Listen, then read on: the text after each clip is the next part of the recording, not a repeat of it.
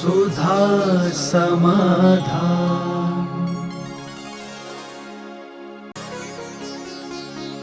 नमोस्तु गुरुदेव, जिनेंद्र भगवान को पुष्प अर्पण करने में क्या फल मिलता है? क्योंकि जो पुष्प होता है एक राग का प्रतीक होता है। आप किसी से प्यार करते हैं तो क्या भेंट करते हो? फूल भेंट करते हो। किसी के पास जाते हो तो गुलदस्ता भेंट करते हो। तो गुलदस्ता, फूल, ये प्यार के प्रतीक हैं, राग के प्रतीक हैं।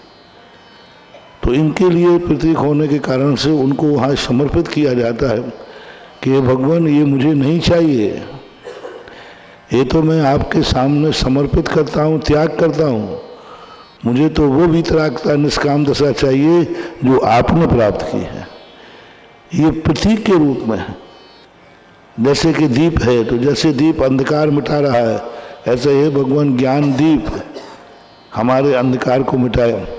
क्षुधा रोग, जैसे क्षुधा से भूख मिटती है, मुझे क्षुधा नैवेद्य नहीं चाहिए, मुझे तो क्षुधा का नाश हो जाए, यही मेरे लिए काफ़ी है। तो जो जो चीज़ें संसार में उपयोग आती हैं, प्रतीक उन्हीं को बनाया जाता है जो हमारे परिचय में आता है, अनुभव में आता है। इसलिए आठों द्रव्य एकदम प्रतीक में आता है सामने। व्यंजन चढ़ाते हुए भी, नैवेद्य चढ़ाते हुए भाव आता है, इनको खा खा करके मैंने जिंदगी बराबर दी तो भी मेरी भूख शांत नहीं हुई। ये तृष्णा की भूख ऐसी है कि कभी शांति नहीं होती है। अतः मुझे यह क्षुधा रोग निवारण करने वाली नैवेद्य नहीं चाहिए है, मुझे तो क्षुधा का नाश चाहिए है। ये प्रतीक कहलाते हैं। नमोस्तु गुरुदेव, क्या हम जैन आगम के अनुसार ऐसा सोचें कि नारी का सम्मान न होने के कारण महाभारत और रामायण रची गई थी? क्या यह सही है? नहीं, ऐसा कुछ नहीं है, घटना है। ठीक है, शुरुआत कोई भी बनी हो। महाभारत द्रौपदी के पहले नहीं था क्या? लाक्षागृह में जब जलाया गया तब तो द्रौपदी नहीं थी। पांडवों को खांडप्रस्थ दिया गया तब तो द्रौपदी नहीं थी। तब तो द्रौपदी का विवाह ही नहीं हुआ था। प्रथम बार जब कौरवों ने, कुंती माता थी और पांचों पांडव थे, तब वो लाक्षागृह में से, गुफा में से निकल करके वनवास की तरफ गए और वहाँ ब्राह्मण के वेश में रहे और उसी भेष में द्रौपदी का वरण किया। तो उस समय तो द्रौपदी थी नहीं। उसके बाद जाकर के जब बंटवारा हुआ दोबारा, जब वो पाकड़े गए, मतलब मिल गए, तो सबने सोचा इनको राज्य दिया, तो खांडप्रस्थ दे दिया। दिल्ली का जो प्रदेश है ना, ये खांडप्रस्थ कहलाता है। दिल्ली खांडप्रस्थ था, पहले वो इंद्रप्रस्थ बना दिया। फिर बाद में जो दोबारा जो युद्ध हुआ है, उसको तो कहने में आता है कि द्रौपदी की एक बात ने ये सारा हंगामा खड़ा कर दिया, निमित्त बन जाते। सीता के कारण से वनवास नहीं हुआ था। वनवास तो कैकेयी थे, और पूछा जाए तो दशरथ की भूल से। दशरथ नीति भूल गए, दशरथ की भूल थी, नीति है। आप सभी लोग सुने, नीति भूल गए कि स्त्री को कभी किमिक्षक दान नहीं देना, चाहे माँ भी क्यों ना हो। स्त्री जाति को कभी किमिक्षक वरदान नहीं देना, बालक को कभी किमिक्षक वरदान नहीं देना, अपरिचित को कभी किमिक्षक वरदान नहीं देना। ये कहेगा किमिक्षक वरदान नहीं देना। अपरिचित को किमिक्षक वरदान दिया, हस्तिनापुर में 700 मुनियों पर उपसर्ग हुआ। स्त्री को किमिक्षक वरदान दिया तो ये महाभारत हुआ। कितनी भी प्यारी स्त्री क्यों ना हो, कितनी भी, उसकी सीमा नहीं बताओ, लेकिन कभी भी नीति है किमिक्षक वरदान नहीं देना। इतने ज़्यादा नहीं बनना, नहीं तो बेटा वही हाल होगा जो दशरथ में अयोध्या का हुआ।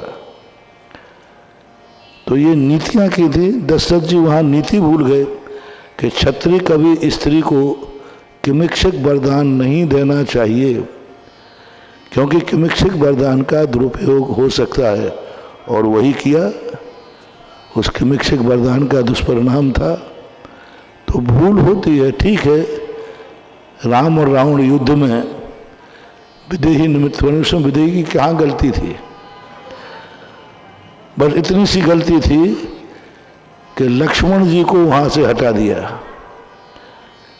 लक्ष्मण जी ड्यूटी पर थे, रामचंद्र जी हिरण के पीछे गए थे, तब लक्ष्मण नहीं जा रहे थे तो उनको बहुत अश्लील मतलब तीखे, तब लक्ष्मण को जाना पड़ा। बस इतनी सी गलती थी। दूसरी गलती थी कि रेखा का उल्लंघन नहीं करना चाहिए था, बाकी तो कोई गलती थी नहीं। तो एक निमित्त बनाए जाते हैं, पूर्णतः इन्हीं के ऊपर आरोपित नहीं किया जा सकता। नमोस्तु गुरुदेव, हम जाप की माला को क्या हाथ की अंगुलियों पर दे सकते हैं?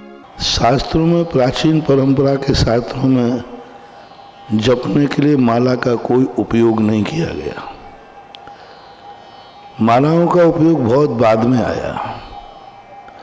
जाप की माला तो थी, माला तो अनादिकाल से रही है। पहनने की माला, रत्नों की माला, माता के 16 स्वप्नों में माला आती है, माला तो है। लेकिन जपने के लिए माला शब्द का प्रयोग कहीं शास्त्रों में कोई का ऐसा मिला नहीं।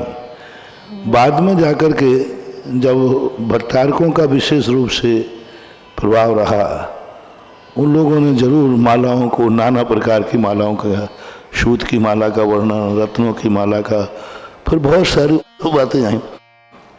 तो इसलिए मालाएं फेरने के लिए फेर सकते हो, कोई बाधा नहीं है। लेकिन सबसे पहले तो हमारे यहाँ श्वासोश्वास से माला की बात आई। अपनी श्वासों से माला फेरो आते जाते समय। जैसे नव श्वास लेते हैं तो नमो रिहंताणम, श्वास छोड़ते हैं तो नमो सिद्धानम, श्वास लेते हैं तो नमो आयरियाणम, श्वास छोड़ते हैं तो नमो वज्रायाणम, श्वास लेते हैं तो नमो लोहे और छोड़ते हैं तो सभ्य साहूणम। 3 लेना और 3 छोड़ना, इन 3 श्वासोश्वास में नमोकार मंत्र का जाप होना चाहिए कायदा से। कायदा ये, बस कुछ नहीं। श्वास चल रही है, उस पर नमोकार मंत्र डाल दो। फिर उसके बाद उंगलियों पे फेरने की परंपरा है, उंगलियों से ये गिनने की। फिर इसके बाद मालाओं की परंपरा आई।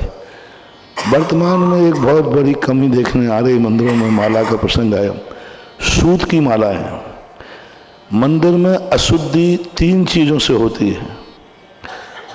ये जो मालाएं होती है ना, ये सबसे ज़्यादा अशुद्ध करते हैं। कपड़े की माला है, उसी माला को पैंट शर्ट वाले ने फेर लिया, उसी माला को धोती दुपट्टा वाले ने फेर लिया। अब धोती दुपट्टा वाला 16 का है, लेकिन उसी माला को छू लिया, और वही माला को धोती दुपट्टा वाले छू लेते। तो ये सूत की मालाएं मंदिरों में नहीं होना चाहिए। इनसे सबसे ज़्यादा मंदिरों में अशुद्धि हो रही है, क्योंकि वे कभी धुलती तो है ही नहीं, सब छूते रहते, दोनों छूते। दूसरी अशुद्धि होती है अचार से, ये पलासना। ये जितने पलासन हैं मंदिरों में, माली उठा रहा है, आप भी उठा रहे हैं, और 16 वाला भी उठा रहा है। तीसरी अशुद्धि होती है जिनवाणी में, कपड़े की जिल्द वाली जिनवाणी, जिसमें पहले वो लाल जिनवाणी चलती है कपड़े वाली, अब वो कभी धुलना तो है ही नहीं, सभी छूते हैं। तो इन 3 के माध्यम से बहुत बड़ी अशुद्धि होती है, और ये तीनों चीज़ें हटना चाहिए। मालाएं आप रखें तो मोतियों की माला, किसी की माला रखते हैं, रखें। पलासना भी आजकल प्लास्टिक आदि के भी चल गए, और नहीं रखें तो नहीं करना चाहिए। और जिनवानी भी आज कपड़े की ना अपेक्षा करके सामान्य करना चाहिए। और मालाएं इतनी मैली हो जाती हैं, उसमें असंख्यात समूह संजीव पड़ जाते।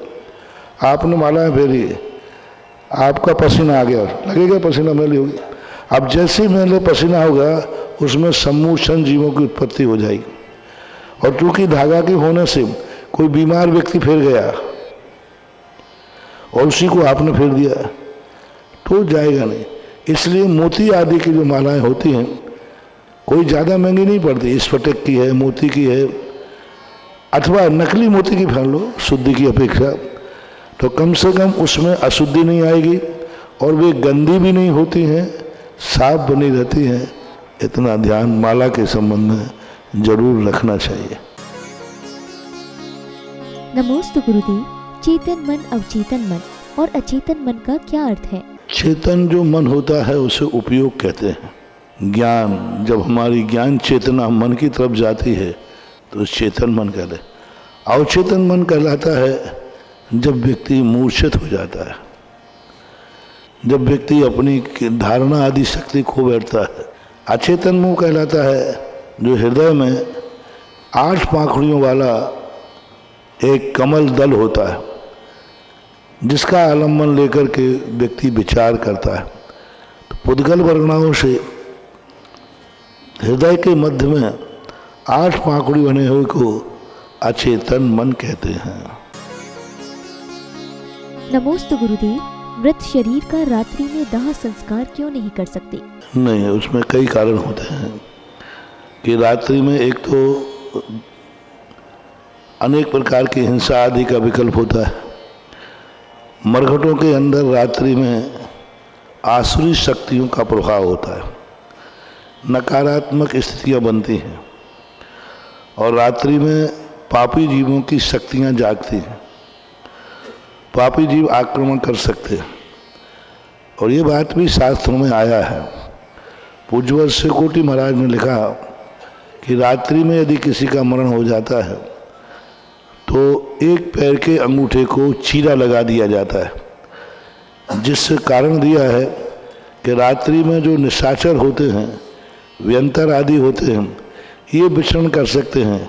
वो डेड बॉडी में प्रवेश करके उसका दुरुपयोग कर सकते हैं, उड़ा के ले जाएं, आकाश में नचा दें, ये कर सकते हैं, प्रकोप हो सकता है। इसलिए पैर में अंगूठे में चीरा लगा देते हैं।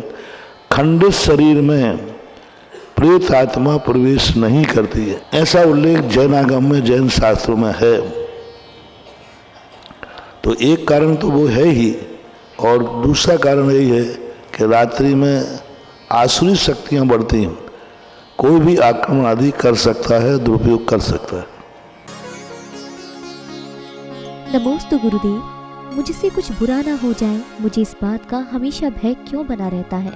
बुरा ना हो जाए ये भय तुम्हें लगता है। बुरा नहीं किया है पर डर लगता है, आज तक तो बुरा नहीं किया, अब बुरा ना हो जाए। तो ये जो भय है, ऐसा यदि भय है कि मैंने कभी बुरा किया नहीं, अब मेरे से बुरा ना हो जाए, तो ये भय अच्छा है। जैसे हम लोगों को हमेशा भय बना रहता है, कोई पैर चलते समय जीव न मर जाए, कोई बोलते समय कोई गलत शब्द ना निकल जाए, आहार करते समय कोई अशुद्ध आहार न ले लूँ, ये भय बना रहता है। तो ये भय गलत नहीं है, ये भय होना ही चाहिए। यदि आपका भय ऐसा है कि मैंने गलत नहीं किया, आगे ना हो जाए, तो ठीक है। लेकिन आपका भय कुछ और प्रकार का है तो वो आपको निर्णय करना पड़ेगा। नमोस्तु गुरुदेव। उपाध्याय परमेष्ठी के 25 मूल गुण क्यों होते हैं? जो मूल स्वरूप से ऊपर मूल गुण होते हैं, एक सिंबॉलिक होते हैं, यानी एक पहचान है। हम कैसे अलग करें, कैसे हम उनकी विशेषता बताएं, तो ज्ञान की सर्वोत्कृष्ट दशा को उन्होंने वर्णन कर दिया। बाकी के लिए 28 मूल गुण तो तीनों के हैं, पर 25 जो मूल गुण हैं वो ज्ञान की अपेक्षा से, क्योंकि उपाध्याय ज्ञान का प्रतीक होते हैं, इसलिए उनको विशेष रूप से कह दिया है। 25 ही मूल गुण होते हैं ऐसा कोई नियम नहीं।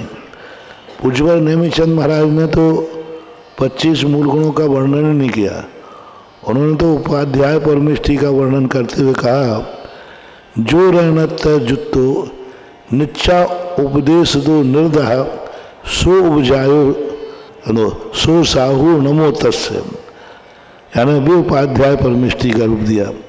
तो ये जो है एक कुछ ना कुछ तो हमें विशेषता उनकी होना चाहिए, यानी संघ में उनका ज्ञान सर्वश्रेष्ठ होता है। यहाँ तक लिखा है कि आचार्य परमेष्ठी गुरु होकर के भी गुरु से भी ज्ञान उनका ज़्यादा होता है। कई गुरु ऐसे होते हैं आचार्य जो प्रभाव उनका अच्छा है, संघ का अनुशासन कर लेते हैं, दृढ़ चारित्री हैं, बहुत अच्छा है, लेकिन ज्ञान का क्षोभसम नहीं है। दूसरा शिष्य जो है उसकी हुकूमत नहीं है, दूसरों का संचालन नहीं कर सकता, उसका प्रभाव नहीं है, लेकिन ज्ञान का क्षोभसम इतना है कि एक बार के पढ़ने में याद हो जाता है। तो ऐसे संघों में उपाध्याय की स्थापना की गई। उपाध्याय पद क्यों जरूरी पड़ गया? क्योंकि आचार्य में ज्ञान हो ऐसा कोई नियम नहीं है। वहाँ सूर्यता, वीरता, प्रभुता, ये सब तो गुण होना चाहिए, तो वो आचार्य तो बन जाएगा, लेकिन ज्ञान कौन देगा? तो फिर उपाध्याय पद की स्थापना की, जो ज्ञान में गुरु से भी अधिक उनका ज्ञान होता है, वो उपाध्याय परमेष्ठी बनते हैं। बाकी यदि कोई आचार्य स्वयं अपने आप में ज्ञानवान है तो फिर उसे किसी भी प्रकार से उपाध्याय आदि की जरूरत नहीं है। नमोस्तु गुरुदेव। मृत्यु के बाद आत्मा दूसरे शरीर में प्रवेश कर जाती है, तो अंतिम संस्कार की क्रियाओं का क्या महत्व रहता है? मरण के बाद दूसरे शरीर में प्रवेश नहीं करते, स्वयं जाकर के वो शरीर का निर्माण करते हैं, स्वयं जाकर के दूसरा शरीर बनाते हैं, और वो खुद जाकर आत्मा स्वयं बनाती है, जैसे हमारे यहाँ पर्याप्तियाँ कहते हैं, और उसके संबंध में जाकर वो शरीर बनाकर उसका मालिक हो जाती है। ऐसे दूसरे शरीर में कभी एक की आत्मा दूसरे शरीर में कभी प्रवेश नहीं कर सकती। माँ देवताओं के अंदर जो विक्रिया की स्थिति बनती है वो आत्मा प्रवेश नहीं करती, वो वैक्रियक शरीर को ऐसा बना करके अपने शरीर के अंदर प्रवेश कर जाते हैं। नमोस्तु गुरुदेव। पंच कल्याणक और विधान में द्रव्य सामग्री देने से कौन सी पुण्य की प्राप्ति होती है? फल अच्छा ही मिलता है। भगवान की द्रव्य सामग्री को यदि अपन देते हैं तो एक तो अपन उसके कार्य के अनुमोदक हो जाते हैं, सामने वाले ने जो अनुष्ठान किया उसमें अपनी भागीदारी देने से व्यक्ति को इस प्रकार का पुण्यबंध होता है कि कभी तुम्हारे लिए कोई ज़रूरत पड़ेगी तो 4 लोग तुम्हारी कमी को पूर्ति करने के लिए तुम्हारे साथ खड़े हो जाएंगे। क्योंकि आज तुमने दूसरा तो विधान कर ही रहा था, पंचकणक हो ही रहा था, और आपने जाके उसमें सामग्री दे दी, तो इस प्रकार के पुण्यबंध होते हैं। कभी आपकी ज़िंदगी में ऐसी ज़रूरत पड़ेगी और तुम परेशान हो कि मेरे पास नहीं, तो 4 लोग आकर के तुम्हारे कार्य में सहयोग दे करके तुम्हें आगे बढ़ा देंगे। तो ये सब पुण्य जिस तरीके से आपका भाव रहता है, पुण्य भी उसी तरीके का बनता है। सुधा समाधान।